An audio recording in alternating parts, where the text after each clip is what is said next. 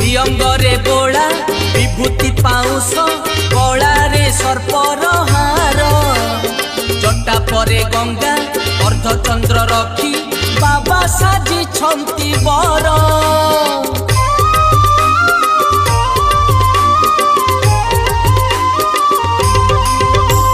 श्रीअंगरे बोला विभूति पाउस गलारे सर्पर हार जटारे गंगा अर्धचंद्र रखी बाबा साजी छंती बर बाबा काटी छंती कपाले चिता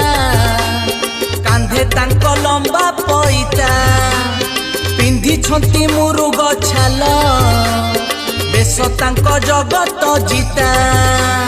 बाघ चमड़ारे बाबा विराजित देखिबाकू आसरे जीवा।